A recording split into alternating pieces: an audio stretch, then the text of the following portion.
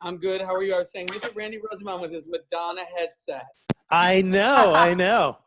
And I'm wearing a sweater and not a tie, meeting with my congressman. Yeah, I'm not wearing a tie either. In fact, I haven't worn dress socks in 2 weeks. Yeah.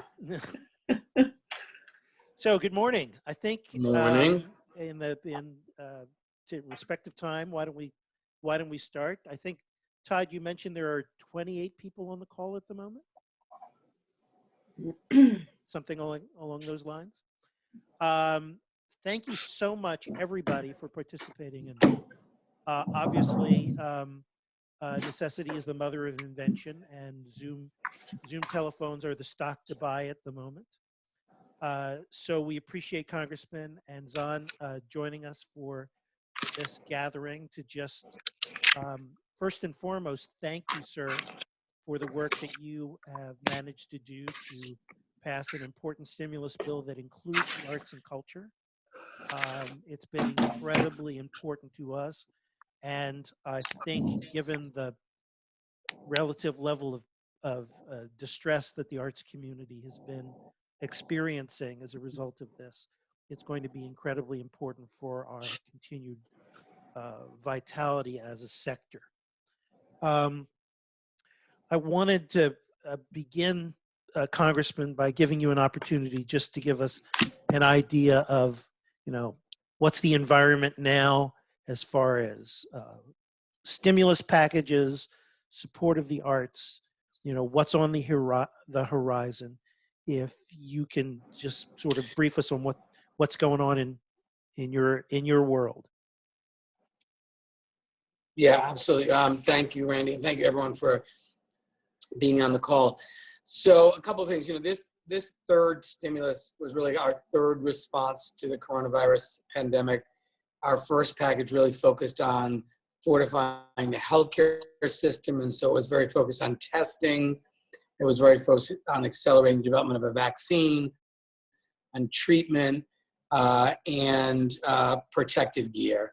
The second package, which was really in response to the kind of economic consequences or the early economic consequences of this, involved making sure people had paid family leave, paid extended medical leave, more money for hospitals, SBA loan program of $7 billion, and trying to make sure that everyone had access to be able to stay at home and follow the directives of public health officials and not feel the economic consequences of it.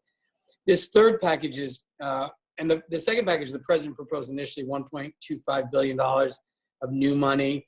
The second package we did had $8.3 billion, and that was very bipartisan, so everyone recognized his response was completely insufficient.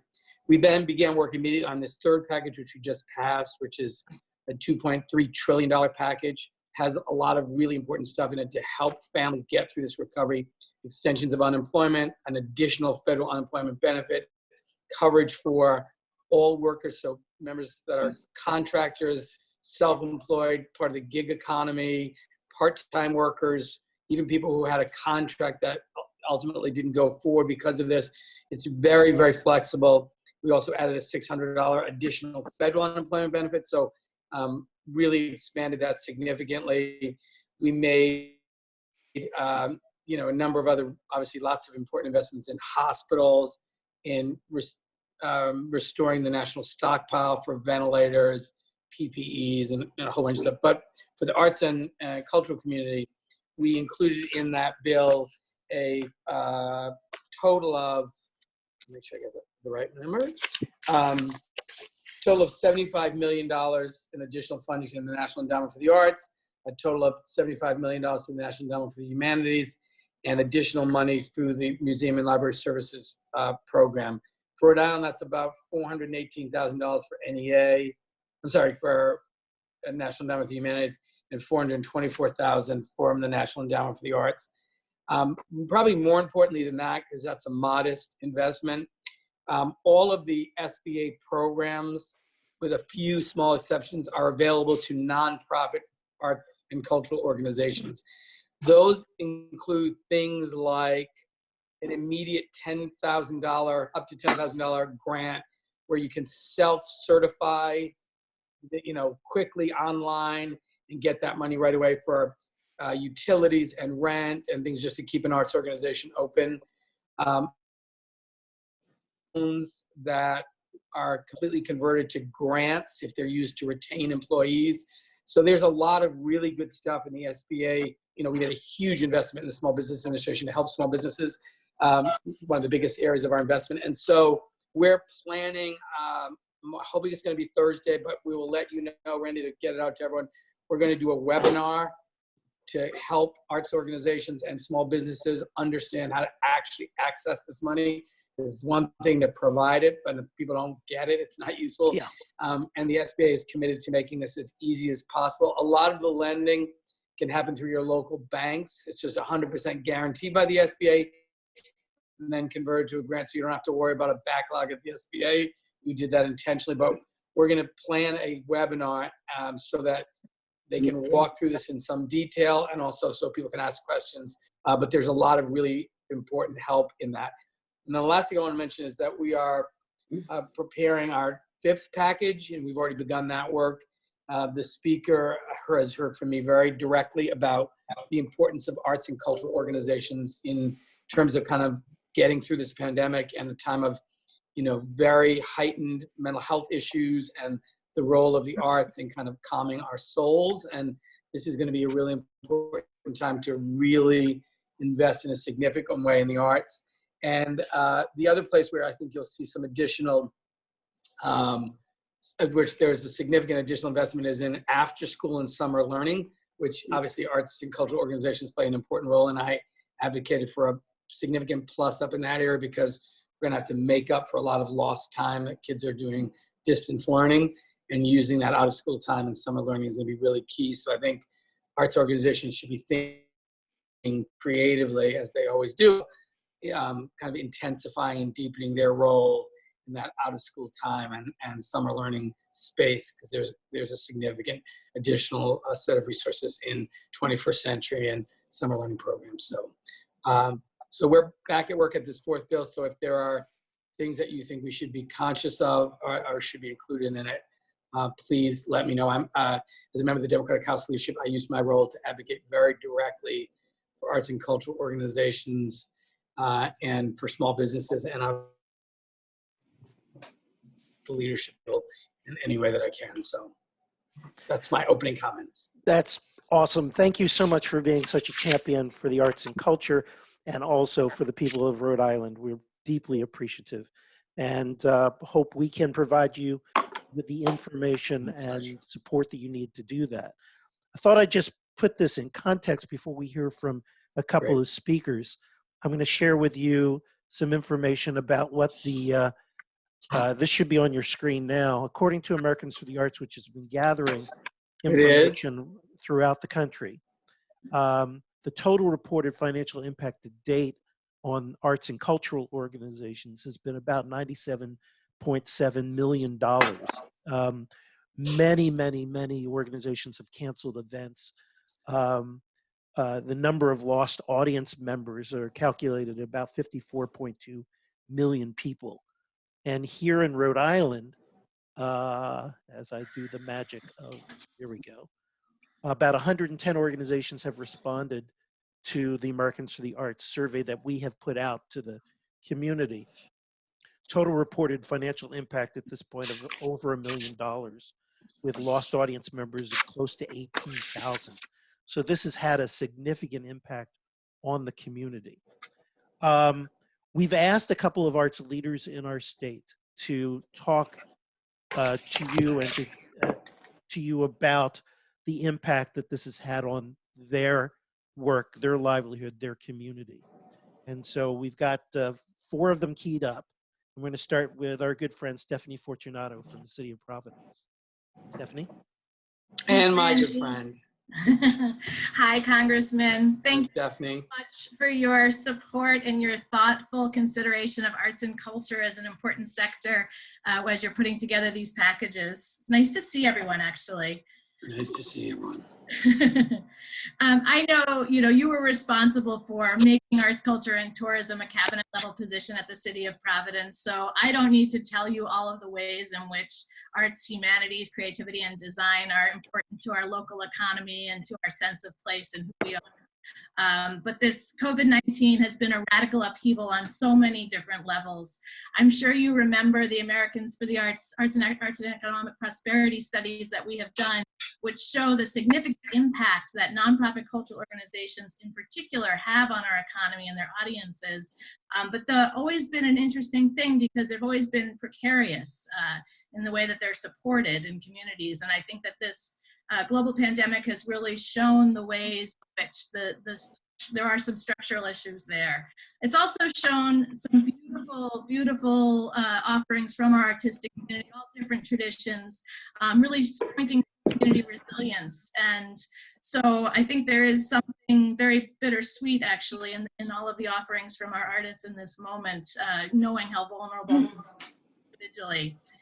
So I guess to say that the City of Providence, we are very grateful for the federal support. We know how important these federal dollars are at the local level. And we've seen this through the support from the National Endowment for the Arts over the years. We have really been turning these days to our creative placemaking projects, so much funded through the Our Town work. And the most successful projects that we have are those in which we go into neighborhoods, go into areas of our city, and we really work to strengthen the relationships that are already there. Work with the artists and the arts organizations and civic leaders to really think beyond the boundaries of the arts and to really think about how arts and culture are not just products, but they're processes in which we can invite people in to see our communities and realize potential in new ways. So we're also really appreciative of the support of the National Endowment for the Arts. Right now, we have to be able to update our cultural plan, which I'm sure you remember is such an important blueprint for how we can strengthen the creative sector. We did our first cultural plan together 10 years ago, and it seems to me that this is an even more important time for us to think about how we can bring our communities together to really think about not only what's happening now when theaters are dark and museums are closed and all of the communities that are associated with that, from the actors and artists to the audiences and families who really rely upon these arts organizations, but think about how all of their strengths are going to help us get to that next level. So I want to thank you for your support for arts and culture and for the National Endowment for the Arts, and really just appreciate how much those federal dollars, the impact that they have on the local community. So just wanted to say thank you for that, and really appreciate you continuing to champion this work. Great. Thank you, Excellent. Stephanie. Thank you for your great work. Okay. And now to Diana Ciampa from School One. Diana? Hello, thanks so much. It's really nice to see everybody and feel connected. Thank you, Congressman, for taking the time. I'm really excited to talk to you a little bit about what we're seeing from School One through our programs, but also personally, I feel like my family from age 7 to 79, we're all involved in the arts and the kind of impact that we're seeing.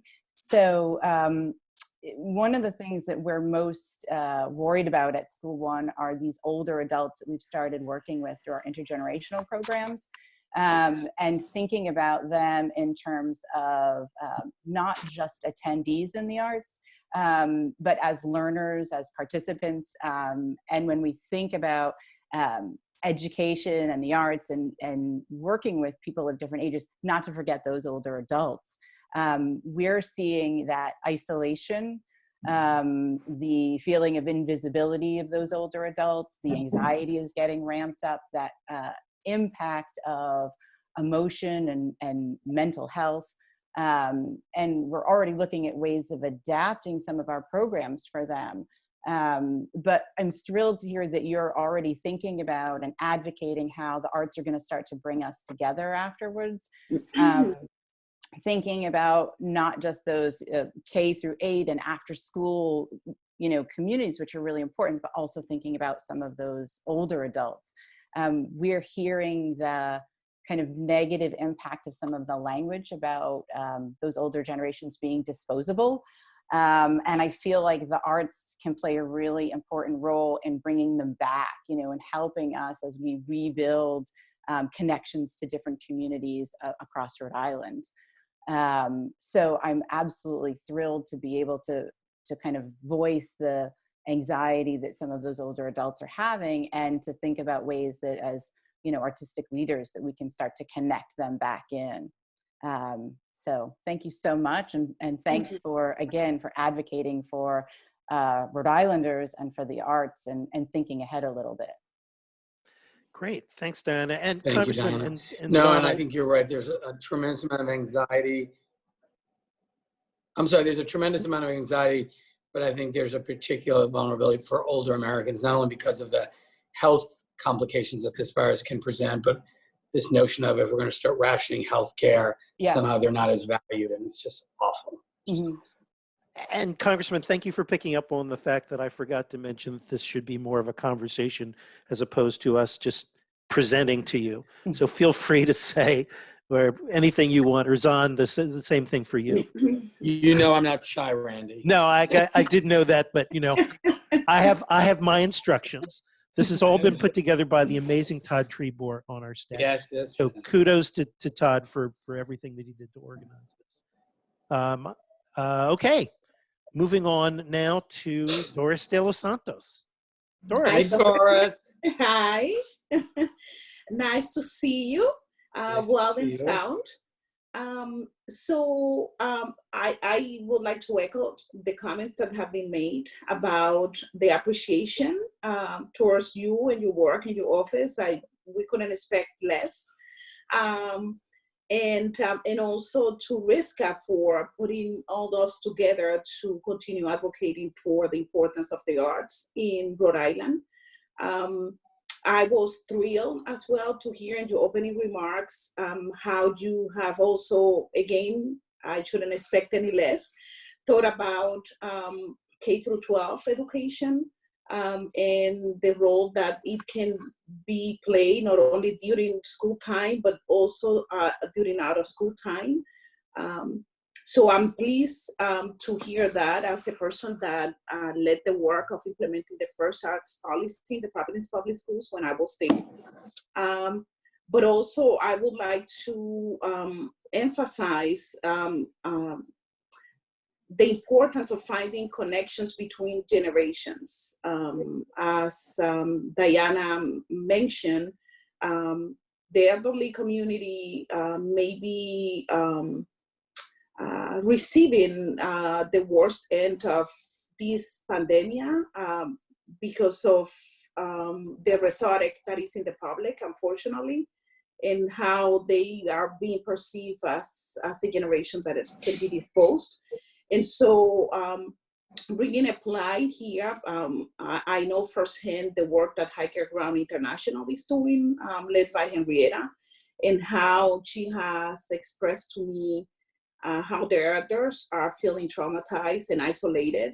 And so finding ways in which once, during this process, but once this is passed, hopefully sooner than later, that we can provide support to integrate intergenerational support.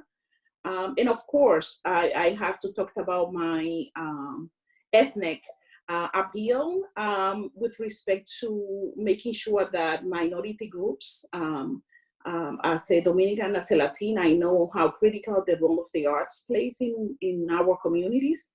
And so thinking about how we are going to bring support for the type of activities that have been traditionally put together by these groups. I'm not sure what the future holds. I'm not sure how these organizations will have to change because mainly they are traditionally known for bringing thousands of people together in a single venue at different times, festivals and what have you. And so making sure that if changes needs to happen, that they are provided resources to think this through and the impact that this can play in how they have been going about doing business. So again, thank you so very much for the work that you have done so far and looking forward to what lies ahead. Thank you. Okay. Thank you. All right. And then our final speaker, and then if we have 2.5 minutes for questions, that would be great. Sokeo Ross from Everett here in Providence. Hello, how's everyone doing? I hope Hey. Good, how are you? Hi. I just want to thank you first and foremost, Congressman Cicilline, for being such an advocate for the arts and a champion for the arts, and Briska, the whole staff for really being here and doing this, especially during this time and trying to get things situated. It's a very tough moment right now for a lot of folks. I just wanted to reiterate and mention certain things about mental health and how the arts play a vital role in our community and how it's literally saves lives. I mean, being for myself, it's like, if it wasn't for the arts, if it wasn't for dance, I'd be dead or in jail. And that is a narrative and a story that needs to be shared with everyone, not just mine alone, but narratives of the community, right? Of the beloved community. And one of the things I want to touch base on is our students, our families from economically oppressed neighborhoods and their mental health, and really mentioning that the arts, again, is vital for these communities and our communities, as it plays a really important role in the healing process through this pandemic, right, through this epidemic. And then in order to do that, we need to share our stories with each other. Many artists right now are really going on a lot of technological and digital advances such as Zoom or Facebook Live or social media, and really sharing their healing processes through the arts, whether it's meditative yoga or if it's dance or if it's theater, or Valerie Tutson sharing her stories and Sita sharing his music. That's a healing moment, right? So we really need these things to really come to the forefront and really push a lot of these things forward for each other, especially with the communities right now that it's so hard for many folks to get online and really have the Wi-Fi services and stuff like that. So what I'm trying to do right now is get in touch with students via text messages, via social media or Zoom, or whatever the case may be, and do what we call an emotional check-in. See how they're doing at this moment, and to let them really say how they're feeling, whether they're angry, they're upset, they're happy, they're trying to be creative, whatever it is, just get a few moments just to be who they are and give their voice to that one time, right? So it's really important to hear somebody else in that moment, especially during this part. And again, it's being part of this beloved community, our community where we are at, and our community as a whole. And I think for me personally, trying to get through this is tough because a lot of artists have this depression and anxiety that we spoke of earlier. And I went through a 2-week session of like really being in a dark space. And thankful for Zoom calls and all these other things, I was able to get out and see you guys, your lovely faces again, and talk with you guys and really try to be creative in this moment. And the arts really helped me out and still helping me out. So again, with your help with this and your advocacy for everybody here, this is a beautiful, beautiful moment. So thank you all for being a part of this. Great. Thank you, Sokeo. I can't imagine a better message. Thank you, Sokeo. It's interesting.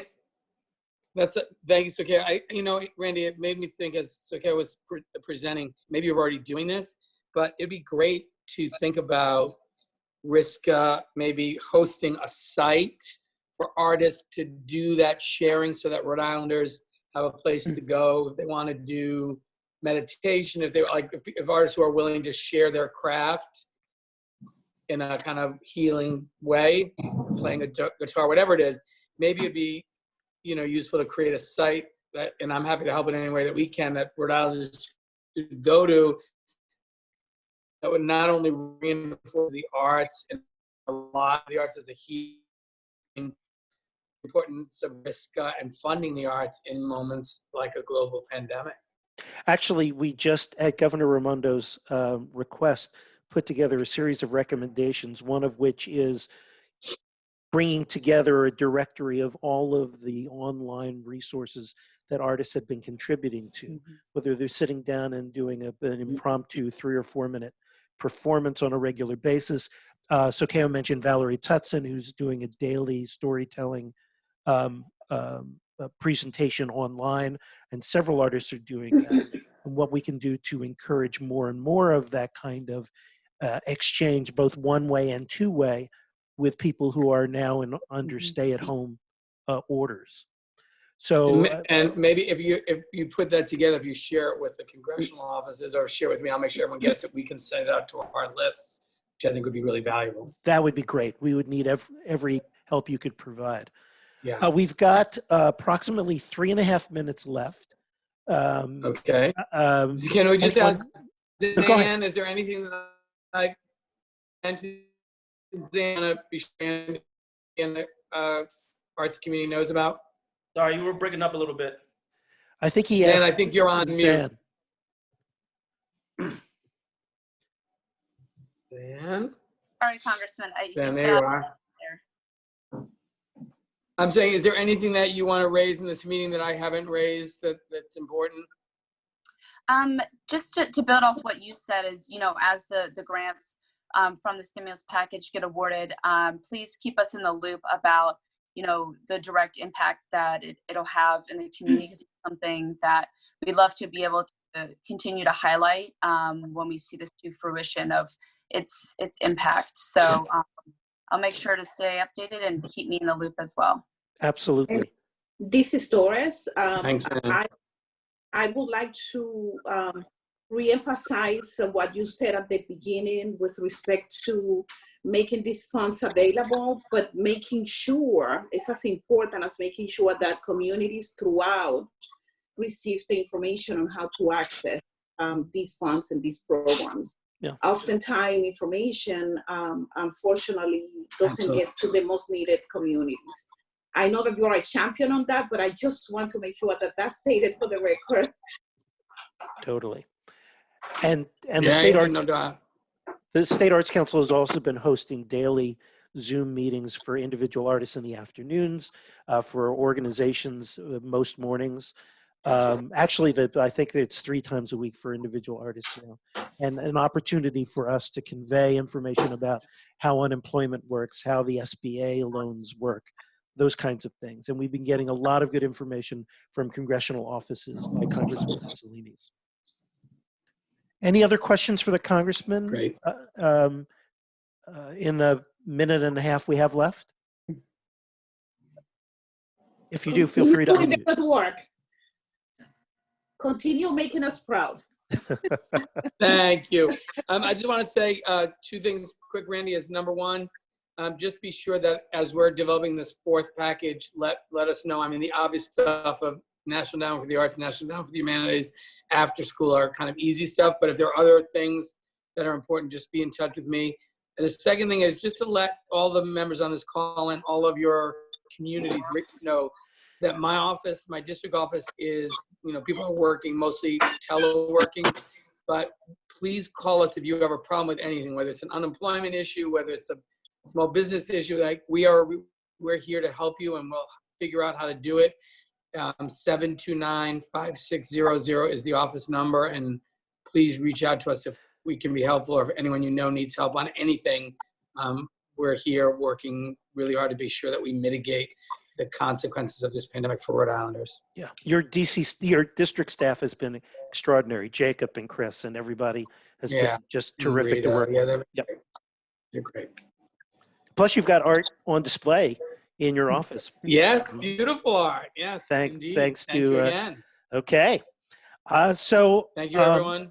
I think we're going to call it a Thank you. close. Congressman and Zahn, thank you so much for taking the time. Thank you.